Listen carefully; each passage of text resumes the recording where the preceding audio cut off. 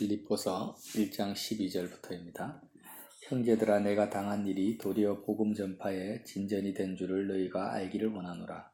이러므로 나의 매임이 그리스도 안에서 모든 시대함과 그 밖의 모든 사람에게 나타났으니 형제 중 다수가 나의 매임으로 말미암아 주 안에서 신뢰함으로 급없이 하나님의 말씀을 더욱 담대히 전하게 되었느니라. 어떤 이들은 투기와 분쟁으로, 어떤 이들은 착한 뜻으로 그리스도를 전파하나니 이들은 내가 복음을 변증하기 위하여 세우심을 받은 줄을 알고 사랑으로 하나 그들은 나의 매임에 괴로움을 당하게 할 줄로 생각하여 순수하지 못하게 다툼으로 그리스도를 전파하느니라.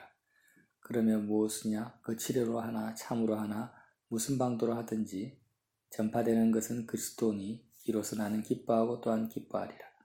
이것이 너희의 강과 예수 그리스도의 성령의 도우심으로 나를 구원에 이르게 할 줄 아는 거요. 나의 간절한 기대와 소망을 따라 아무 일에든지 부끄러워하지 아니하고 지금도 전과 같이 온전히 담대하여 살든지 죽든지 내 몸에서 그리스도가 존귀하게 되게 하려 하나니 이는 내게 사는 것이 그리스도니 죽는 것도 유익함이라. 그러나 만일 육신으로 사는 이것이 내일의 열매일진데 무엇을 택해야 할는지 나는 알지 못하노라. 내가 그 둘 사이에 끼었으니 차라리 세상을 떠나서 그리스도와 함께 있는 것이 훨씬 더 좋은 일이라. 그렇게 하고 싶으나 내가 육신으로 있는 것이 너희를 위하여 더 유익하리라. 내가 살 것과 너희 믿음의 진보와 기쁨을 위하여 너희 무리와 함께 거할 이것을 확실히 아노니 내가 다시 너희와 같이 있으므로 그리스도 예수 안에서 너희 자랑이 나로 말미암아 풍성하게 하려 함이라. 아멘. 바울이 계속해서 빌립보 성도들에게 자신의 삶을 간증하고 있습니다. 바울이 당한 일은 감옥에 갇힌 일을 말하고 있습니다. 바울이 감옥에 갇혀 있으니까 얼마나 지금 2000년 전의 감옥이 얼마나 지금의 감옥보다 훨씬 더 불편하고 더럽고 힘들었겠습니까? 성도들이 사랑하는 주의 종이 감옥에 갇혀 있는 소식을 듣고 염려할 수밖에 없고 기도할 수밖에 없죠. 그래서 이 감옥에 갇힌 이 일에 대해서 간증하고 있는데요. 도리어 복음 전파에 진전이 된 줄을 너희가 알기를 원하노라 이렇게 말합니다. 복음을 전파하려면 갇혀 있으면 안 되죠. 돌아다녀야 되고 소리쳐야 되고 많은 사람을 만나야 되는데 바울은 감옥에 갇힌 이 사건이 오히려 그 어떤 여행 전도 사역보다도 복음 전파에 큰 도움이 되고 진전이 되었다고 이렇게 간증을 하는 거죠. 첫 번째는 바울이 갇혀 있는 것을 통해서 그 모든 시대함과 감옥 주변 또 재판하는 사람들, 이 주변 사람들에게 복음이 나타났다라는 겁니다. 그리고 형제 중 다수가 나의 매임으로 말미암아 주 안에서 신뢰함으로 급없이 하나님의 말씀을 더욱 담대히 전하게 되었다고 합니다. 그러니까 바울이 감옥에 갇힌 것 때문에 그것을 본 형제들이 있을 거 아니에요. 근데 적은 형제가 아니라 많은 형제가 바울이 갇혔다는 소식을 듣고 눈으로 봤는데 우리는 이제 이게 잘 이해가 안 될 수도 있어요. 왜냐하면 아니 하나님이 어떻게 저렇게 복음의 모든 걸 헌신한 사도를 가둬놓을 수 있냐. 살아계시고 전지전능하다면서 하면서 오히려 주눅들 수 있고 시험에 들 수도 있어야 되는데 바울이 감옥에 갇힌 것으로 말미암아 정말 절대 다수의 형제들이 주 안에서 더 말씀을 신뢰하게 되고 더 담대함을 가지고 하나님의 말씀을 전하게 되었다. 이렇게 고백하는 거예요. 왜 그럴까요? 왜 오히려 감옥에 갇힌 것을 보고 더 하나님의 말씀을 형제들이 신뢰하게 됐느냐? 감옥에 갇혔다는 사실 자체가 형제들에게 좋은 소식이 아니고 용기를 준 것이 아니고 바울이 감옥에 갇혀 있음에도 불구하고 바울의 그 마음 상태와 또 바울을 통해서 역사하는 하나님, 그 바울이 얼마나 감옥 속에서 기뻐하고 감사하고 찬송하는지를 본다라는 거예요. 그러니까 세상이 주는 어떤 환난과 풍파도 사도 바울의 그 기쁨과 믿음을 꺾지 못하는 것을 형제들의 다수가 목도하게 되었다라는 겁니다. 그래서 정말 이 복음이 능력이 있구나. 그렇잖아요. 많은 사람들은 세상의 그런 부귀영화와 안락을 누릴 때 기뻐하고 이런 감옥에 갇힌 것 같은 인생이 완전 쫄딱 망하는 거잖아요. 세상적으로 보면. 이런 환난과 고난이 오면 어떻게 됩니까? 낙심하고 절망하고 원망하고 한탄하는데 사도 바울은 전혀 거기에 매이지 않고 오히려 하나님의 살아계심 가운데 천국을 누리는 모습을 보는 겁니다. 형제들의 다수가. 그것을 보고 정말 하나님의 말씀이 세상을 이기는구나. 하나님 살아계시구나. 이런 신뢰가 들어왔다라는 거예요. 말씀에 대한 신뢰가 들어왔기 때문에 그들도 더 겁없이 담대하게 복음을 전하게 되었다. 바울이 그렇게 간증하고 있는 거죠.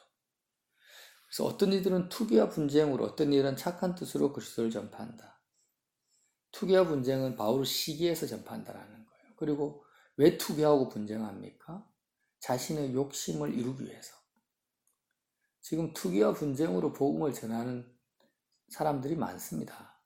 특별히 목사님, 선교사님들 어떤 분들이냐? 나는 큰 교회를, 예배당을 크게 세우겠다. 내가 성도가 1만 명이 되는 교회를 내가 개척하겠다. 이런 목적성을 가지고 복음을 전하는 분들은 다 투기와 분쟁으로 전하는 거라는 거죠. 꼭 누구를 시기하고 헐뜯고 막 멱살 잡고 싸운다는 게 아니고, 내가 이 땅에서의 어떤 목적성을 가지고 복음을 전가하는 사람들은 결국에는 투기와 시기, 분쟁으로 나아가기 때문에 그 중심 자체가 다 투기와 분쟁으로 전하는 거예요. 비전을 가져라, 꿈을 가져라 하면서 전하는 모든 사람들입니다. 그렇지만 그들이 복음을 전하고 있기 때문에 그래도 바울은 기뻐한다는 거죠. 설사 그들이 복음을 전하는 목적이 바울을 시기하고 또는 바울은 별거 아니야. 내가 더 대단한 사람이야. 바울보다 내가 더 탁월한 사람이야. 이렇게 주장하고 바울을 낮추고 정말 시궁창으로 밀어넣는 은행심사를 하면서 복음을 전한다 할지라도 내가 낮아지고 내가 모함받는 것은 아무것도 아니라는 겁니다. 중요한 것은 복음이 전거되는 것이 중요하다. 그래서 나는 기뻐한다. 지금 그렇게 이야기하고 있죠. 왜냐하면은 16절에 착한 뜻으로 착한 뜻으로 그리스도를 전파하는데 어떤 사람은 투기와 분쟁을 하는데요. 착한 뜻으로 전파하는 사람은 바울이 왜 세우심을 받았는지를 알았다라는 거죠. 이들은 내가 복음을 변정하기 위하여 세우심을 받은 줄을 알고 사랑으로 하나. 그들은 나의 매임에 괴로움을 당하게 할 줄 생각하여 순수하지 못하게 다툼으로 그리스도를 전가합니다. 결국 바울은 왜 세우심을 받았습니까? 사도로 세우심을 받은 이유는 복음을 변증하기 위해서 세우심을 받았다. 결국 사도 바울뿐만이 아니고요. 모든 그리스도인들은 하나님이 세우십니다. 바울은 사도로 세웠지만 우리도 세움을 받았어요. 이미 세움을 받았습니다. 아들로 세움을 받았고 자녀로 받았죠. 세움을 받았어요. 자녀로 태어나니까. 부모로 세움을 받은 거예요.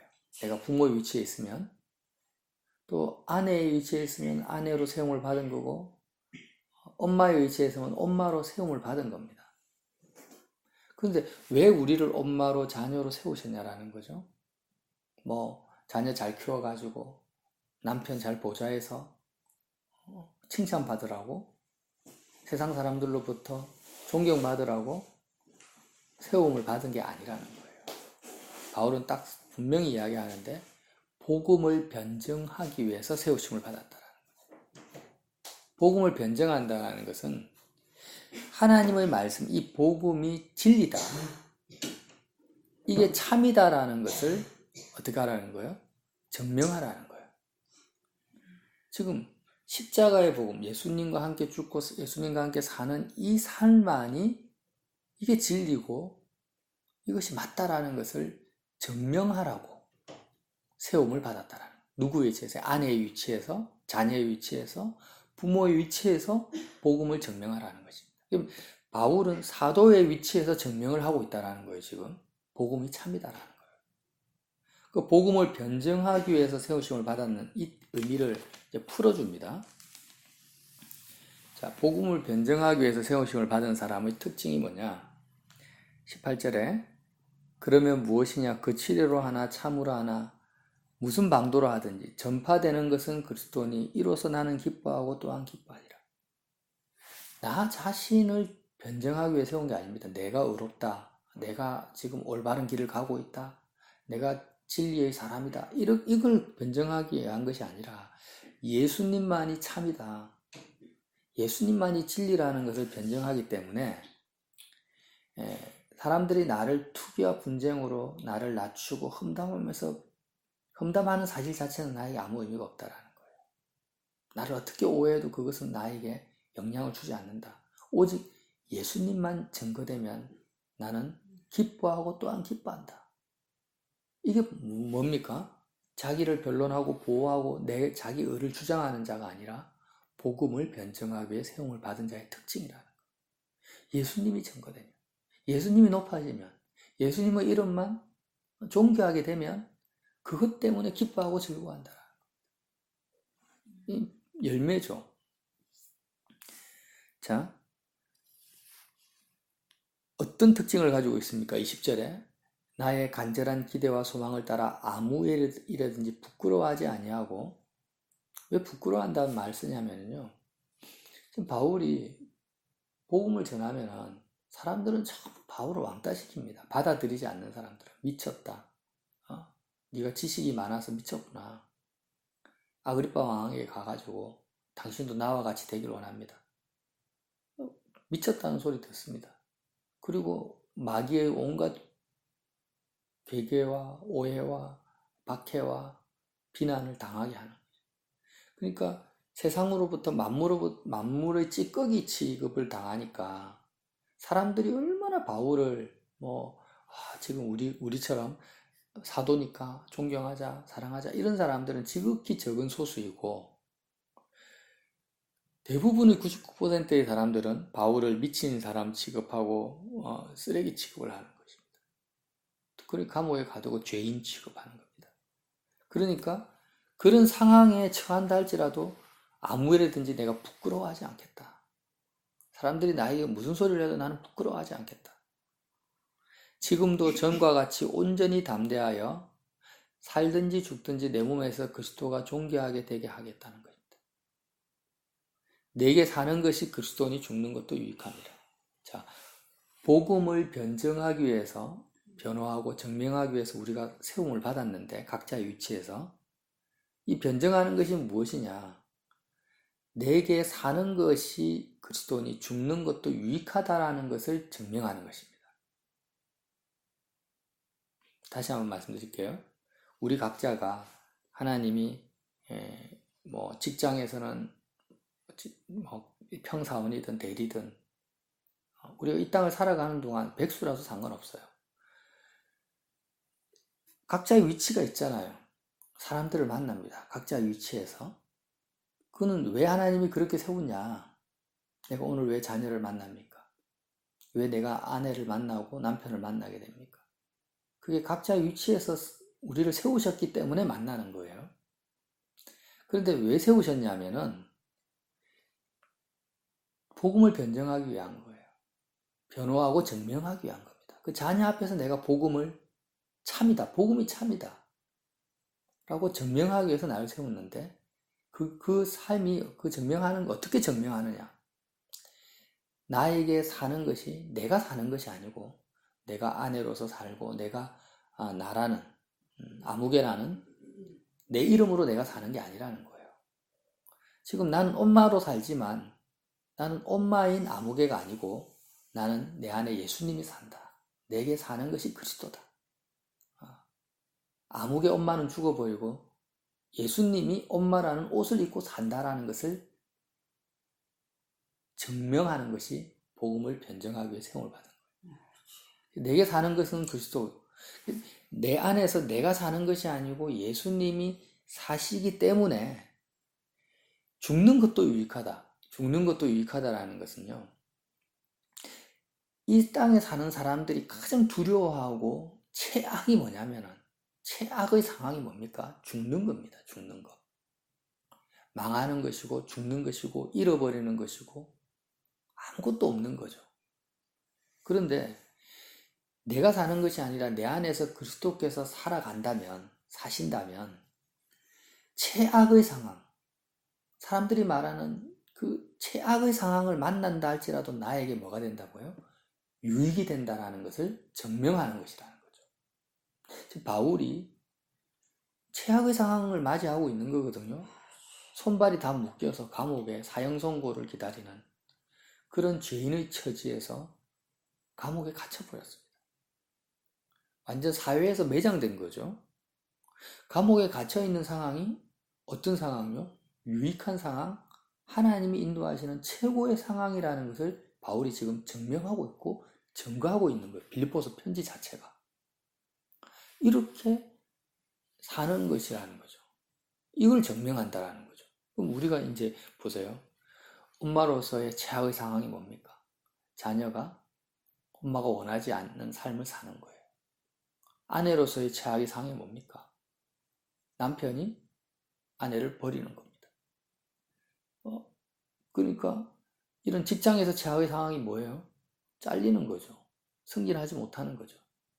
아니, 하여튼 이 땅에서의 그런 정말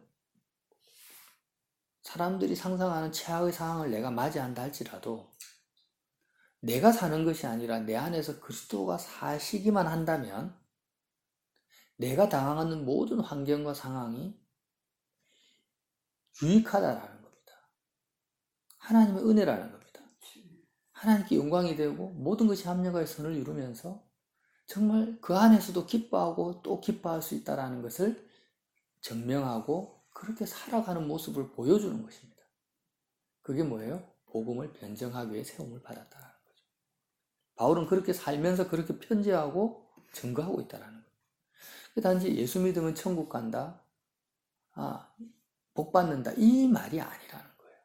내게 사는 것이 그리스도니 내가 죽는 것도 유익하다라는 것을 삶으로 보여주고 그렇게 사는 것이 뭡니까?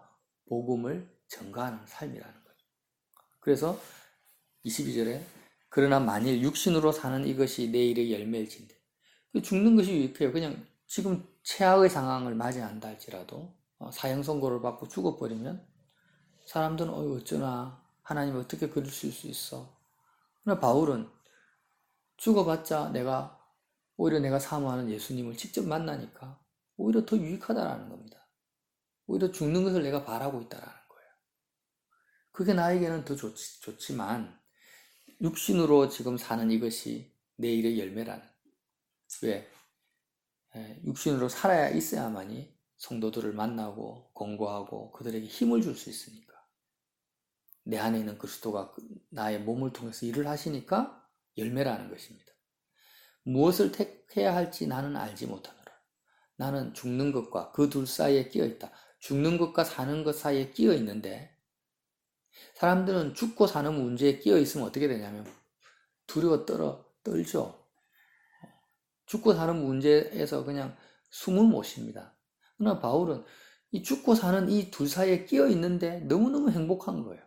살아도 행복하고 죽어도 행복하고 이 둘 사이에 끼어 있으니 바울이 둘 사이에 끼어 있는 것과 죽음과 삶 사이에 믿음이 없는 사람이 둘 사이에 끼어 있는 것은 완전히 다르다. 차라리 세상을 떠나서 그리스도와 함께 있는 것이 훨씬 더 좋은 일이다. 훨씬 더 좋다. 그러나 그렇게 하고 싶으나 정말 나는 그렇게 지금 당장 내일이라도 죽고 싶다. 그러나 내가 육신으로 있는 이것이 너희를 위해서 더 유익한다. 왜? 나를 통해서 예수님이 나를 통해 사시니까. 내가 살 것과 너희 믿음의 진보와 기쁨을 위하여 너희 무리와 함께 거할 이것을 확실히 하는. 다시 감옥에서 나가서 너희와 함께 교제할 것을 내가 안다 이렇게 말하고 있는 거예요. 내가 다시 너희와 같이 있으므로 그리스도 예수 안에서 너희 자랑이 나로 말미암아 풍성하게 하랴. 너희의 자랑, 빌립보 성도들의 자랑이 뭘까요? 복음을 변증하기 위해서 세움을 받은 것이 자랑이라는 것입니다. 그래서 우리가 확실하게 빌립보서 1장 말씀을 통해서도 이제 알 수 있는 거죠. 우리는 마귀가 끊임없이 세상의 가치관으로 세상 사람들의 그런 복음을 변증하기 위해서 세우심을 받았다라는 걸 모릅니다, 사람들은. 그래서 남들보다 더 사람들 앞에서 먼저 기뻐합니까? 바울처럼 그리스도가 증거될 때 기뻐하는 것이 아니라 자기 이름이 증거되고 자기 이름이 높아질 때 기뻐하죠. 언제 낙심하고 절망합니까? 최악의 상황을 맞이한, 특별히 죽음 앞에서 절망합니다. 그러나 복음을 가진 사람들은 세상을 통째로 이겨버리니까 최악의 상황, 사람들이 말하는 어이구 어떻게 되나? 절망하는 상황에서 오히려 더 기뻐하며 즐거워할 수 있다라는 거예요. 이 모든 삶의 비결이 나는 죽고 내 안에 그리스도께서 사시는 십자가의 복음이 실제로 내 속에 이루어진다. 내 안에서부터 이루어지는 거죠. 다른 사람은 둘째입니다. 지금 바울이 감옥에 갇히면 형제들에게 힘이 될 거야 하고 바울이 감옥에 갇힌 거 아니죠. 자기 의지로.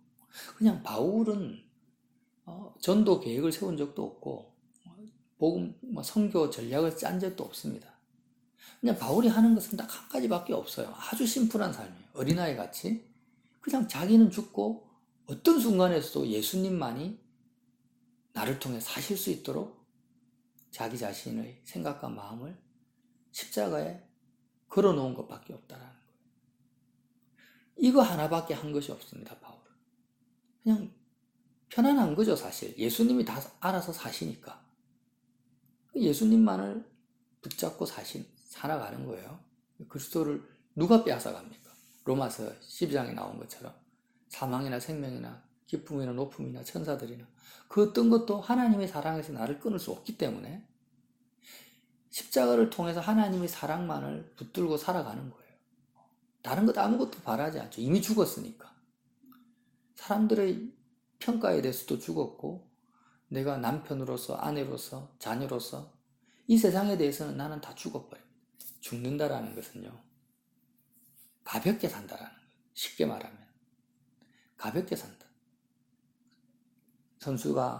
육상 선수가 경기를 하는데 막 온갖 짐을 지고 배낭을 메고 경기하는 선수 아무도 없잖아요. 그냥 아주 얇은 체육복, 속옷 같은 그런 운동 경기복만 입고 뜁니다. 왜냐하면 목적이 분명하니까. 바울이 그렇게 살았다라는 거죠. 왜 우리가 지금 내가 사는 것이 아니고 그리스도가 사시려고 하려면 우리는요 가벼워져야 됩니다. 무슨 말입니까? 내 마음이 어디에도 얽매여서는 안 됩니다. 모든 무거운 것과 얽매인 짐을 다 벗어버리라는 거죠. 얽매여서는 안 돼요. 그러니까 부모로서 자녀를 대하는데 자녀에게 얽매입니다. 자녀가 이래 되면 어떡할까? 저래 되면 어떡할까? 내가 지금 내 몸을 생각할 때 내 몸에 얽매여 버려요. 내 몸을 내가 짐을 집니다. 건강이 나빠지면 어떡할까? 이랬으면 어떡할까? 사업을 하는데 장사를 하는데 장사에 또 마음이 얽매여 버립니다.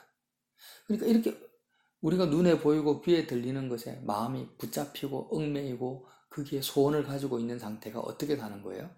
가볍게 사는 것이 아니라 얽매인 상태고 무겁게 사는 거예요. 그런 사람들은 그리스도와 함께 죽는 삶이 아니라는 거예요. 어떤 것에도 마음이 얽매여서는 안 돼요. 우리의 마음이 어디에도 붙잡혀서는 안 됩니다. 육상 선수처럼 아무것도 얽매이지 않고 모든 무거운 것과 얽매인 것을 다 벗어버려요. 어떻게 벗어버립니까? 내가 십자가에서 그리스도와 함께 세상에 대해서 죽은 자라는 것을 계속 십자가를 바라보면서 아무것에도 얽매이지 않은 나를 보는 거죠.